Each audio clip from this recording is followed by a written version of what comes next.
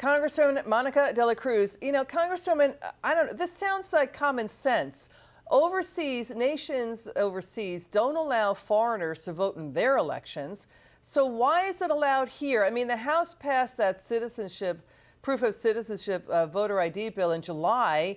All the Republicans voted for it. 5 Democrats voted for it, too. I mean, you look at Congresswoman Virginia, Alabama, Texas, they're cutting out thousands of illegal aliens from their voter rolls. And, I think the last election was won by tens of thousands of votes. Go ahead, Congresswoman. Well, that's exactly right. It should be logical to request voter ID. We want American citizens voting in our elections. That is the right thing to do. And we should stand, every colleague of mine on both sides of the aisle should stand strong for election integrity and making sure that only Americans are voting in our election.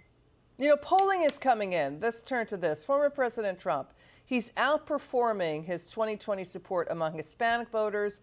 They actually prefer him on immigration and the border now. Hispanic voters, Trump has 42% versus Harris 37% on this. That's Reuters Ipsos. I mean, the swing you see 46%, 36%, 46 for Trump in Hispanics, 36% for Harris. So how do you see the Hispanic vote breaking here?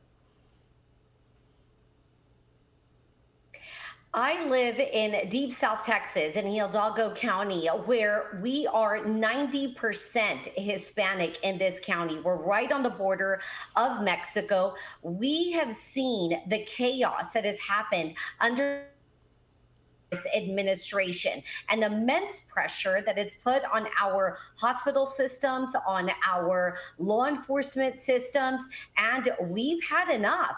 I think that's why you're going to see President Trump be successful when it comes to having the Hispanic vote in this next election.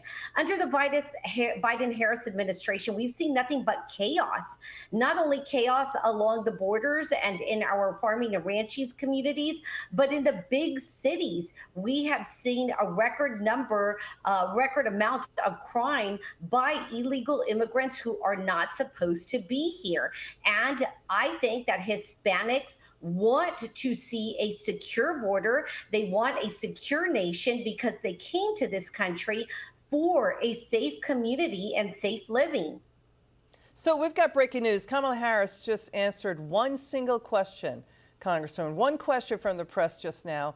Let's take a listen to this.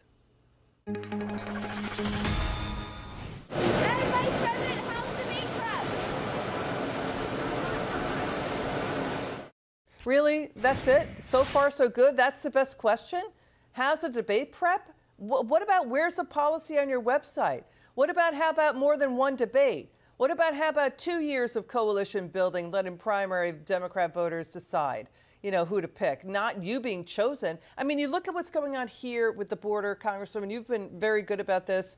We got reports coming in. Canada is now cutting back on illegal immigration and legal immigration. It's refusing more visitor visa applications than at any point since the pandemic, and it's cutting down on work permits. It's refusing entry to thousands of foreign travelers. So you see Canada cracking down. Why can't we?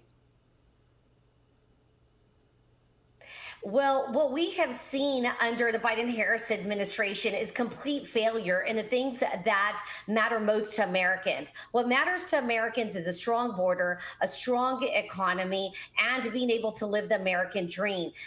Vice President Harris will not answer any questions because she has failed in all of these aspects. I'm looking forward to the debate that she will have because I know that President Trump will show his record next to hers, and you will see that hers has been a complete failure as a vice president. Congresswoman de la Cruz, good to see you again.